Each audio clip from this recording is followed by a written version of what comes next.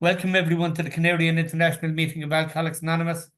My name is Mosty and I am an alcoholic. Serving as your secretary today, could you join me in a moment's silence to remember the still suffering alcoholic, both inside and outside this meeting?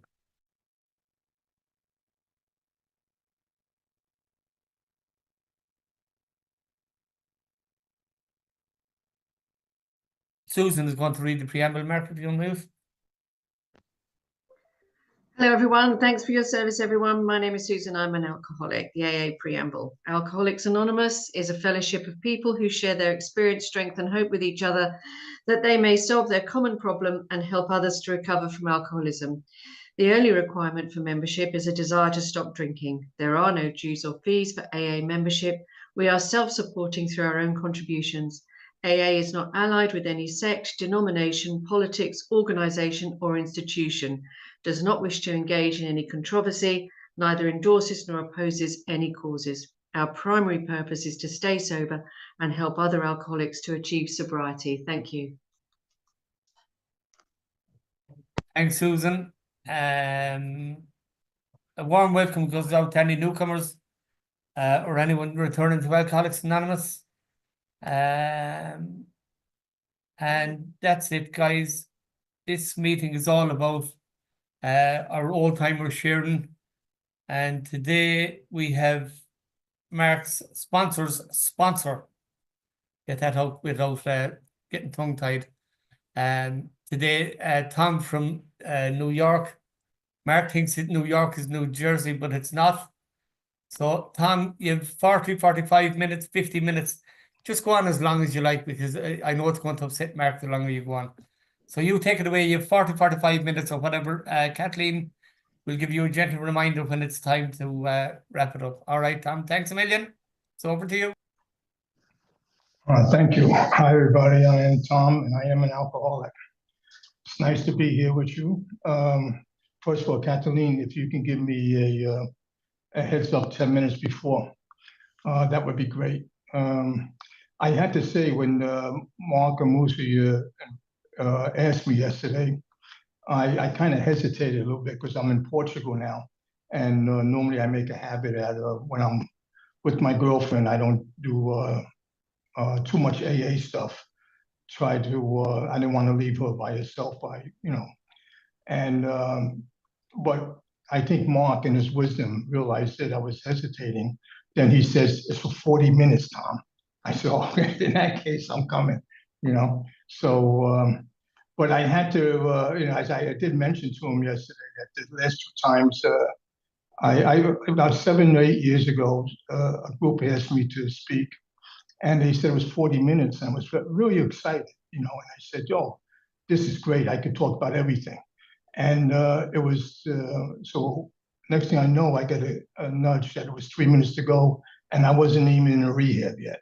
And I said, oh, this was terrible, And then 7 years later, for some strange reason, they invited me back. And I said, oh, I got to finish my story. And again, I got the 40 minutes. I came up short again. So, I'm letting you know in advance. If I talk fast, it's because I want to I want to make sure I finish. But I was introduced to AA and a few other fellowships in New York in about 1986. And it took me a few years to get sober. My home group in New York was Massapequa Park in Long Island, New York. And I moved to the Netherlands in 1990, where my home group now is Monday night, 12 Steps in Den Haag. And a little bit about my background,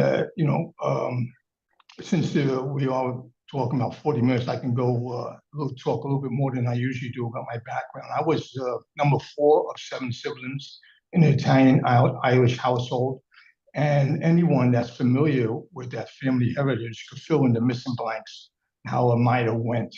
It would be fair to say that I got lost in the family shuffle, And while this was happening, I wasn't aware of anything or any discomfort in my life, or being misplaced, or not having my plate filled. When growing up, I see my 3 older brothers kind of escaped from the family and the surroundings. The oldest brother went to Vietnam, and the second one went away on scholarships. He was quite smart. My third one, just before me, he went into gangs. That wasn't an option for me. My escape was through sports, And I guess we could say that growing up in his family, the dinner table was quite active, but not on communication.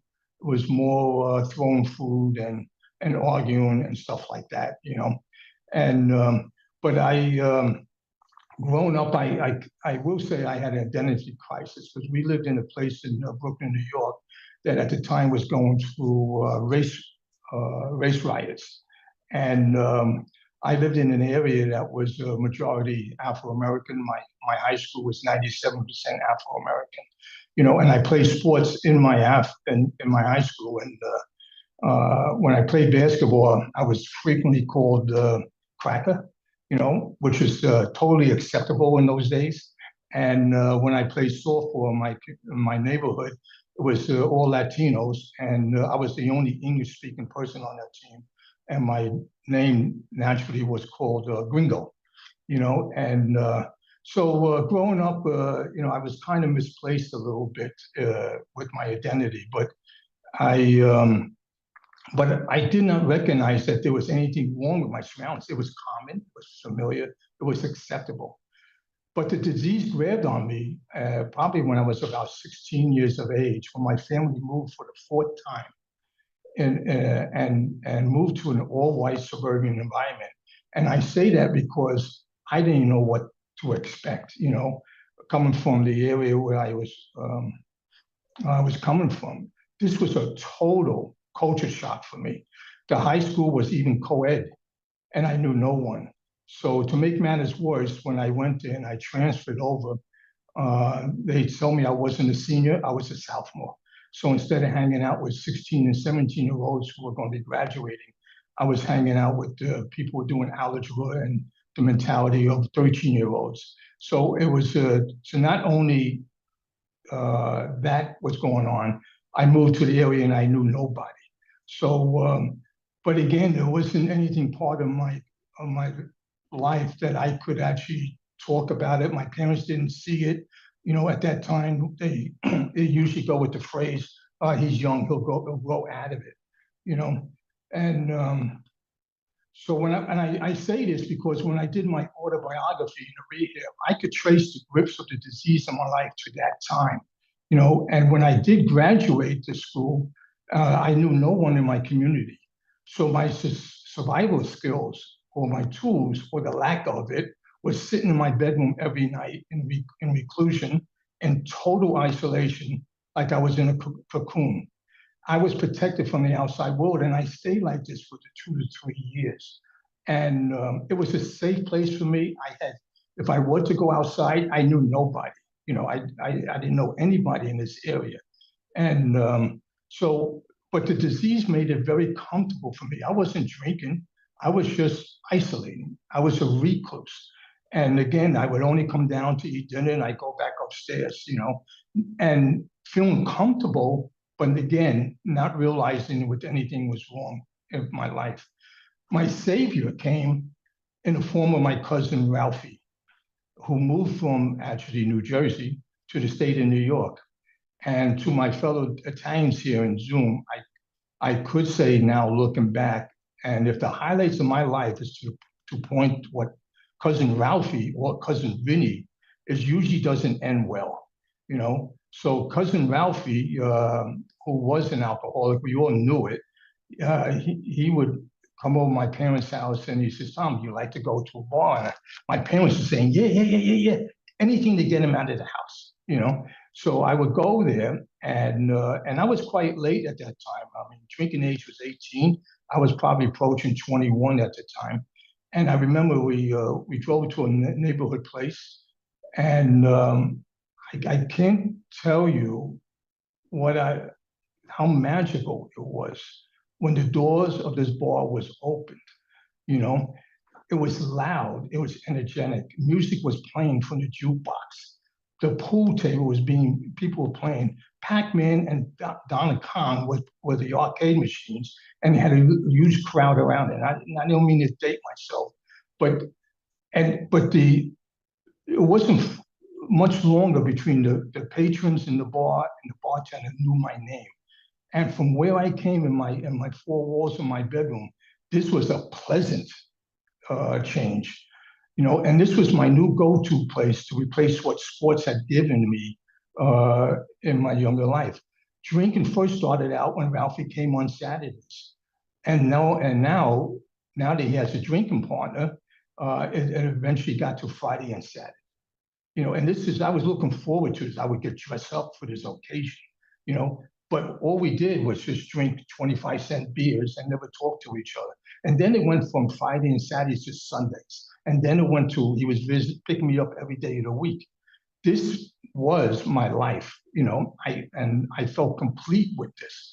I met so many people through the bar scene. My life in isolation that I was once dependent on now is a distant memory, you know? And so I was alive. I can't argue the initial positive results of this. So meeting a lot of people, I started to play sports again. I gotta tell you, I was alive. But this is where alcoholism started to took over in my life. It slowly took over my thoughts, my actions, and it did it without me even knowing about it. It was AA's version of the Trojan horse, where it just completely took over. You know, I started to change, my attitudes would change, and I became more argumental. And but instead of being in control, I was now being held captive by the same disease that gave me my four walls of my bedroom. Within a few years of this, my usage now grew to, if you don't mind, talking about drugs, doing drugs, and I became a heroin addict within 2 years. And again, when I did my autobiography in the rehab, I could see that growth. I could see that 2-year period where the disease got bigger and bigger and bigger. You know, while I felt I was fitting in, I was losing in the game of life, you know. And so I didn't know what group I actually fit in better. I mean, I had this bar scene that I was going to. I had my friends from the drug community that I felt very comfortable, and I had sports. So, and I remember this part of my life, I would just do one, then I jump to the bar, then I go to sports. And then when I actually clumped them all together. And when I did that, you know, I was as complete as a human being as I have ever been. At the same time, I was losing grip on reality. Amongst this chaos that I had friends that was now dying with drugs, and I had people I had met that were waiting at 10 o'clock in the morning to go into the bar. And I knew deep inside I would not be able to withstand this if this was happening to me. So I remember my brother, and again, I had, even though I felt complete, I had times in my life where I just knew there was something else out there that could complete my puzzle. I remember when my brother went to Vietnam as a chubby 19-year-old and came back a man. And his girlfriend waited for him, and they got married. They started a family. He got a house. His whole world changed upon his return. And I was thinking maybe I could be as lucky. I spoke to him about this, and he thought actually that it might be a good idea. So I went to the draft board and I signed up. And I was doing this to get out of this incident, so hoping that maybe in 2 years, the playing field had changed, that maybe I'll be mature, maybe I could accept things better. So I went to the draft board and I had one request, and that was just to go to Vietnam. I didn't want to go to Germany or Hawaii. And I never told anyone about this. But in the next 6 months that I waited for my papers to arrive, I completely forgot about this plan because I was actually now having fun, you know, and my life seemed to be full and complete. And I got a notice and I had to report within a week. And now, believe it or not, I'm planning my escape to Canada. In those days, if you don't want to go to get drafted, you just go to Canada, you know. And so I eventually got out of that I had a letter that was written by a friend of ours who was a judge, and they got me off of it. And my father was quite pissed about it, and not only at me, but my brother John, who actually thought it might have been a good idea, especially after he had 3 Purple Hearts, and all that chaos that went on with the family about his health. But I then went to, in 1972, I moved to California. I figured, well, maybe that was the reason. Maybe that's my answer. I go there, I relocate. It's a new environment, and so I got work there. I did no alcohol and drugs for 1 year. So I knew my problem was over. But after returning to New York, my drugs and problem was actually a distant memory. I was focused on a career, and I got an apartment. I got a job in the fashion industry, and I got serious about my life and where it was going, and the alcohol was just a distant memory at this time. But I was still with the last person I wanted to be with, and I knew that. I knew I had a very low comfortability level, and I had periods of acting out.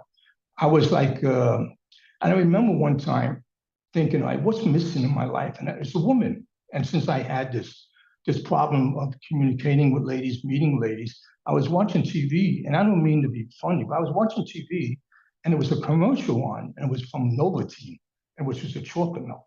And this guy was sitting down on his table with his suit and tie on, reading the Wall Street Journal, and this nice Swiss lady in a house dress came over speaking with a Swiss accent, gave him his Novocaine. And I'm thinking, holy shit, I got to get one of those, and I'm thinking, well, that must be it, just get me. That'll be an easy find. So I went to Germany, and I met a girl. Actually, she was from New Jersey.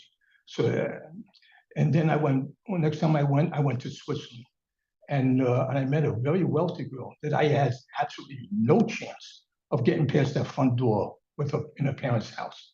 And then I went to Holland, and I met my wife-to-be. She did not speak English, nor was it important.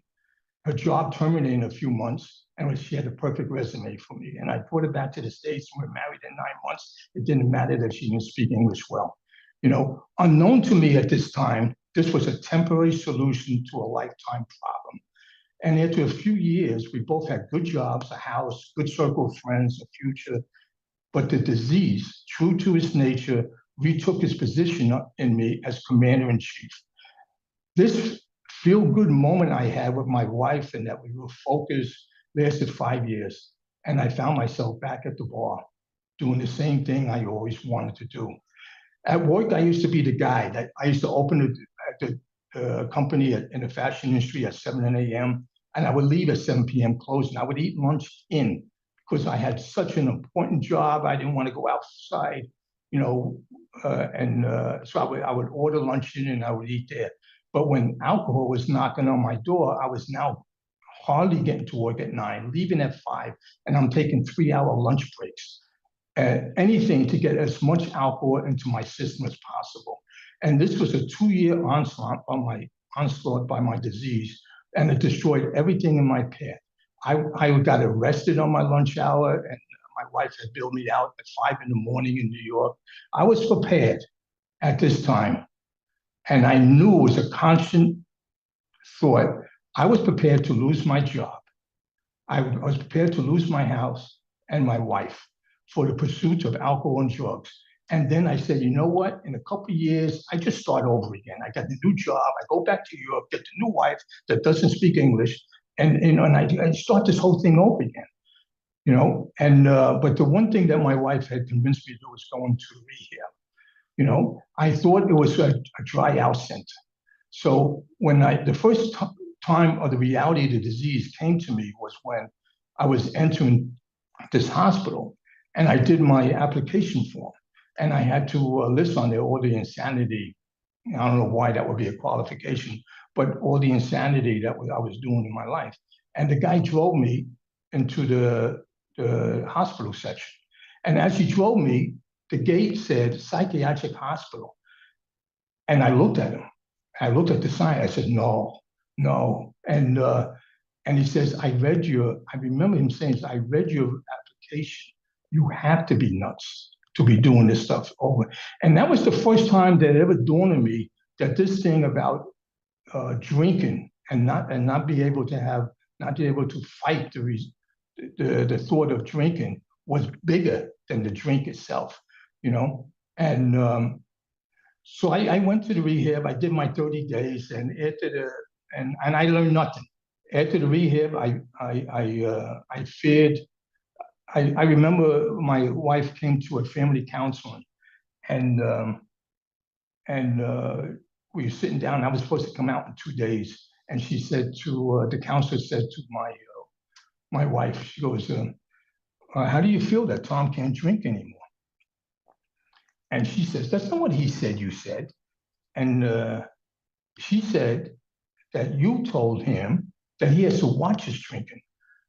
And I remember saying that to her, but at the same time, I realized I wasn't saying that to her, And I looked at my wife looked at me, the counselor looked at both of us, and I ended up staying for another 7 days.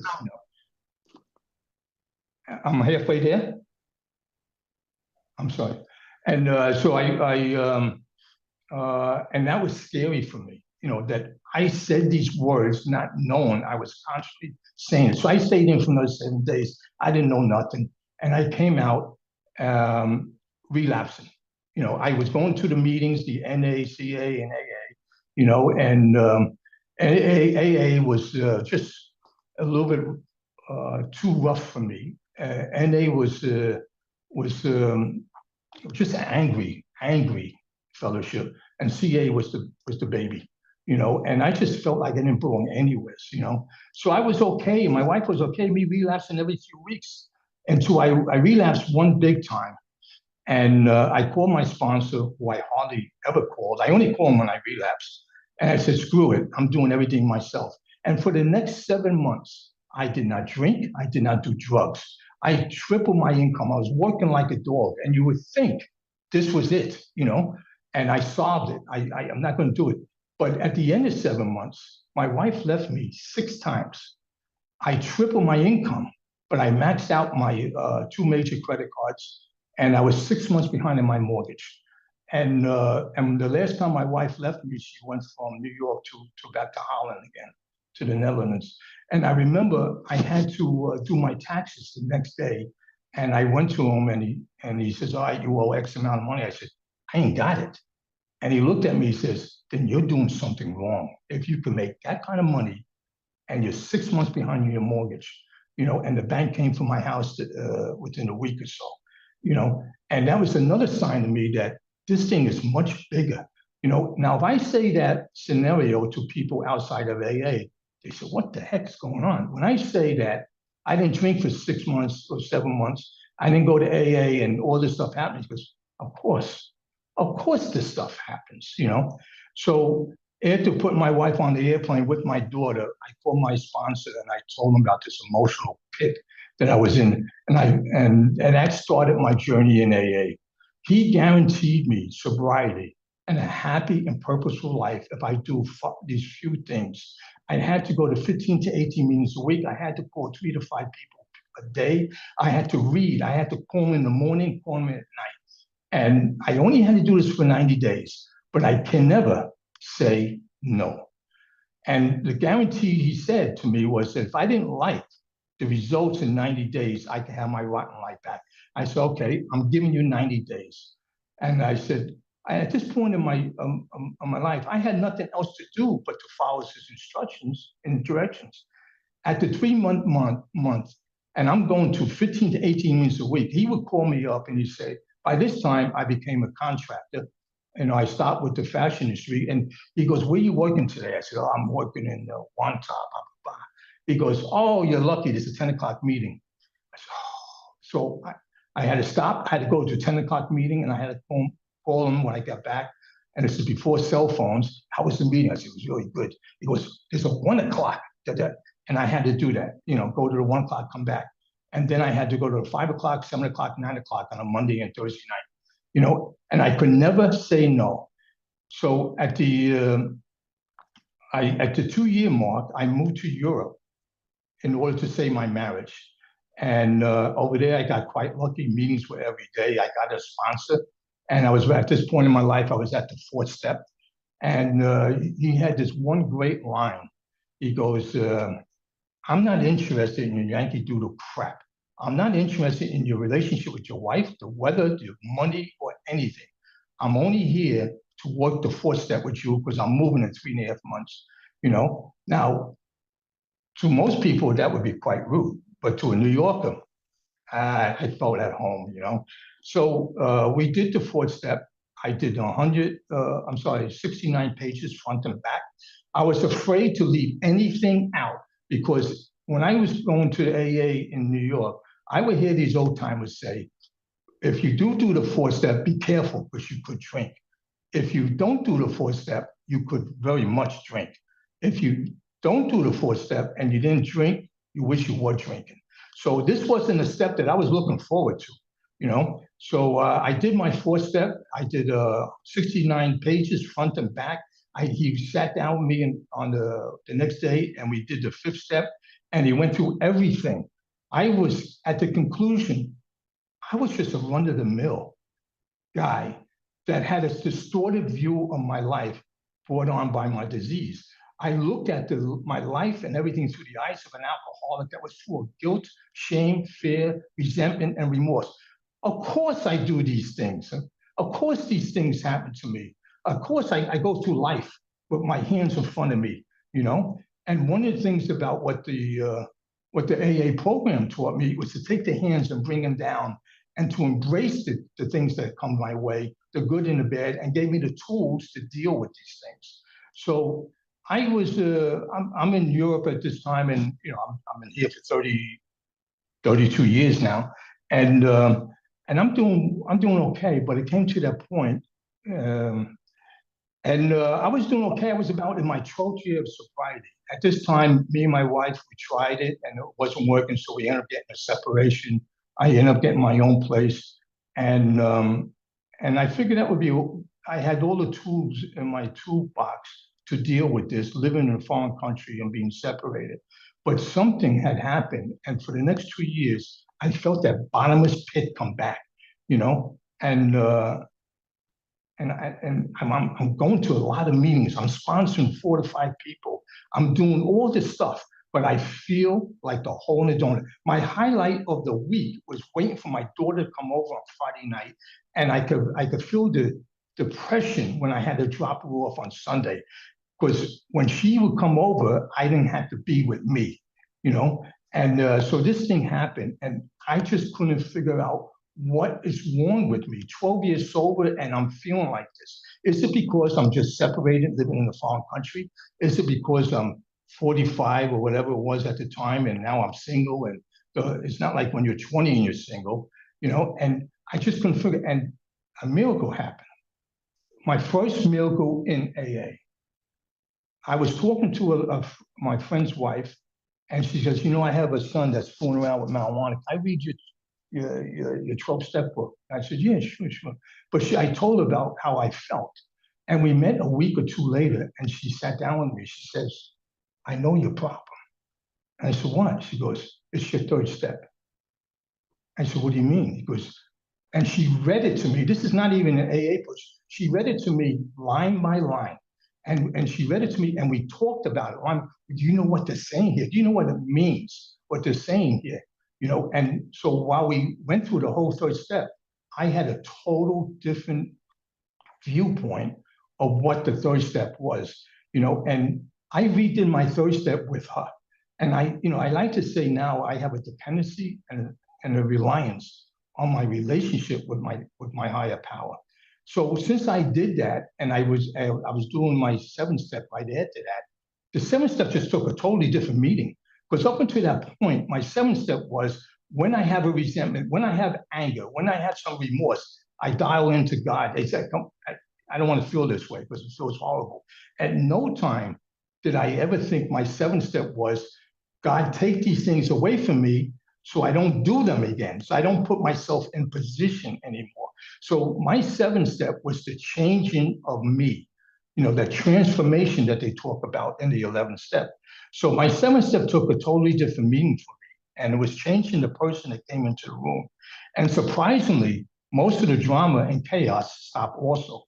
The 11th step at this time took a totally different meaning for me, because now I'm praying and I'm having a meditation and prayer with a purpose. I know why I'm doing it. It's not like, God, it's in the morning, please keep me sober. At nighttime, thank you for your work, and I'll check in with you tomorrow. If I was married, and if I did that to my wife, I call her in the morning, hey, how you doing? See you tonight. And at nighttime, kiss her on the cheek and go to bed. That's not a relationship, So what this lady taught me was have a relationship with your higher power. So when I look back at my sober life, I could break it into two parts. What I was willing to do and what was I willing to change completely. The first step was, the second part of the first step was what I had the problem with, that I was not willing to make AA my primary source of spiritual health. I just wanted to take the edge off of alcoholism. And it wasn't until that 12th year that I realized, when I just felt spiritually bankrupt, the hole in the donut, that I realized this third step was much bigger than I thought. So in the 11th step, and I'll finish with this, the 11th step talks about the efficiency of the whole program works only when we come to terms of what is in the third step. So it doesn't say the whole program rests on the first step, the fourth step, but it rests on this third step. And the 12th step talks about the gift we get as a result of working the principles of the program. And they call it the joy of living, And so I could look back in my sober reference, and I say it was periods when I had tasted that joy of just me being me, with even this alcoholic background, me being me, and living in this world. And when I compared it to my first 12 years, where I was just shredding along and almost like batting away the things that came my way, now I embrace it, And so I still take my commitments. I still sponsor. I still show up. And when I combine everything, what this program has taught me, I have a pretty good chance I will continue what my sponsor in New York said, that not only will I not drink, that I'm going to have a happy and purposeful life. I think I'm under 45 minutes, which is a record for me. I'll leave it with that. Thank you. Well done, man. 37 minutes shown here, so we'll give somebody else that credit, dude. Thanks a million, Tom. It was good to hear you. Great to have you with us. And so well done. We're missing Mick the Ferret today. And just to give you an update that Mick is doing well. He'll be back to normal service hopefully next week or the week after. That's it, guys. We have the promises. And Lynette is going to read the promises for us today. Hi, everyone. Lynette, alcoholic. The promise. If we are painstaking about this phase of our development, we will be amazed before we are halfway through. We're going to know a new freedom and a new happiness. We will not regret the past nor wish to shut the door on it. We will comprehend the word serenity, and we will know peace. No matter how far down the scale we have gone, we will see how our experience can benefit others. That feeling of uselessness and self-pity will disappear. We will lose interest in selfish things and gain interest in our fellows. Self-seeking will slip away. Our whole attitude and outlook upon life will change. Fear of people and of economic insecurity will leave us. We will intuitively know how to handle situations which used to baffle us. We will suddenly realize that God is doing for us what we could not do for ourselves. Are these extravagant promises? We think not. They are being fulfilled among us, sometimes quickly, sometimes slowly. They will always materialize if we work for them. Thank you. Thank you, Lynette. And stick around for fellowship after the meeting. If you want the breakout room, just let us know. And the yellow card, who you see here, what you hear here, when you leave here, please let it stay here. And Tom, would you lead us out with the surrender prayer, please? Sure. Tom's still an alcoholic. Serenity for God. Serenity. To accept the things The things I cannot change. Courage to change the things I can. The wisdom to know the difference. Thank you again, Tom. Lovely chair, Tom. Thank you. Thanks, Tom. Thanks, everyone. Well done, Tom. Thank you, Thanks, Tom. guys. Thank you. Thank you. Bye-bye.